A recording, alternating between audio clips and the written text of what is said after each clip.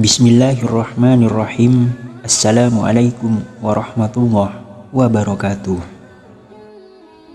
Syukur alhamdulillah kita bisa berjumpa lagi di channel ini. Sholawat dan salam selalu dan tetap tercurahkan kepada junjungan kita Nabi besar Muhammad sallallahu alaihi wasallam.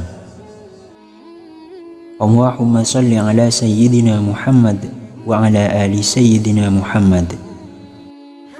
Harapan dan doa saya semoga saudaraku semuanya selalu diberikan kesehatan, dilapangkan rezekinya, diampuni dosa-dosanya, dan dipanjangkan umurnya. Amin ya rabbal alamin. Sahabat beriman yang dirahmati Allah, sebagai seorang muslim kita diwajibkan untuk bangun subuh guna menunaikan sholat fardu atau sholat wajib. Namun harus diakui bahwa tidak sedikit dari kita yang langsung kembali tidur setelah menunaikan ibadah sholat subuh.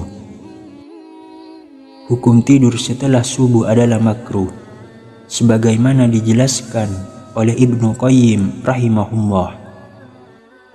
Di antara hal yang makruh menurut para ulama adalah tidur setelah sholat subuh hingga matahari terbit, karena waktu tersebut adalah waktu memanen ghanimah, waktu meraih kebaikan yang banyak. Dari uraian singkat tersebut dapat dikatakan bahwa tidur setelah subuh sangat tidak dianjurkan dalam Islam, karena dapat mendatangkan kerugian atau efek yang tidak baik untuk kita. Adapun dampak atau efek tidur setelah subuh dalam Islam diantaranya adalah: yang pertama, tidak memperoleh berkah. Waktu setelah subuh adalah waktu turunnya berkah dan rezeki. Jika kita tidur di waktu setelah subuh, maka kita tidak akan memperoleh berkah. Rasulullah Shallallahu Alaihi Wasallam mendoakan waktu pagi sebagai waktu yang penuh dengan berkah. Rasulullah Shallallahu Alaihi Wasallam bersabda, "Ya Allah, berikanlah berkah kepada umatku di pagi hari mereka." Hadis riwayat Abu Daud, Ibnu Majah, dan Tirmizi. Yang kedua, menghambat datangnya rezeki. Tidur setelah subuh sangat tidak dianjurkan dalam Islam, karena menghambat datangnya rezeki.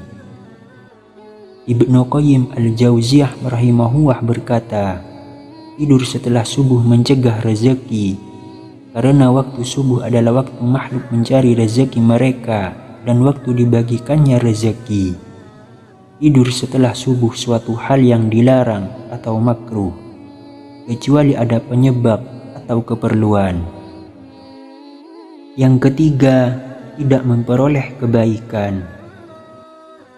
Tidur setelah subuh juga dapat mengakibatkan kita tidak dapat memperoleh kebaikan atau pahala yang berlimpah. Karena itu, waktu tersebut harus diisi dengan kegiatan yang positif. Ibnu Qayyim rahimahullah menjelaskan, di antara hal yang makruh menurut para ulama adalah tidur setelah sholat subuh hingga matahari terbit, karena waktu tersebut adalah waktu memanen ghanimah, waktu meraih kebaikan yang banyak. Yang keempat, menimbulkan rasa malas. Tidur dapat menimbulkan rasa malas dan kebiasaan membuang-buang waktu, apalagi jika terlalu banyak tidur.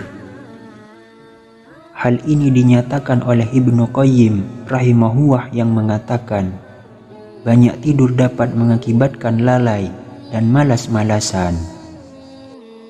Yang kelima, menimbulkan berbagai macam penyakit. Selain menimbulkan rasa malas dan kebiasaan buruk lainnya, tidur setelah subuh juga dapat menimbulkan berbagai macam penyakit seperti lemah syahwat. Ibnu Qayyim rahimahullah berkata, banyak tidur ada yang termasuk dilarang dan ada pula yang dapat menimbulkan bahaya bagi badan. Tidur pagi juga menyebabkan berbagai penyakit badan. Di antaranya adalah melemahkan syahwat. Yang keenam, tidak baik untuk kesehatan. Tidur setelah subuh dapat menyebabkan terganggunya kesehatan. Hal ini disebabkan di saat pagi metabolisme tubuh mulai bekerja dan melakukan pemanasan. Ketika kita tidur di waktu pagi, metabolisme tubuh yang seharusnya mulai bekerja menjadi terhambat. Dan ketika kita terbangun, tubuh akan terasa lemas atau tidak terasa segar.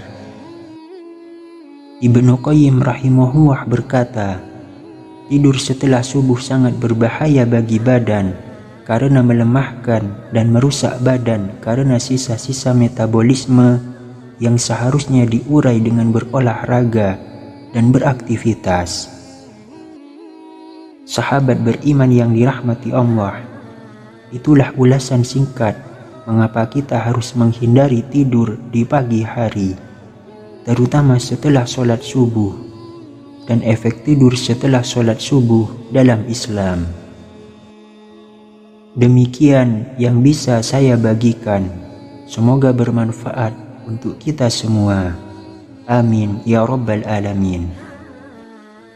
Assalamualaikum warahmatullahi wabarakatuh.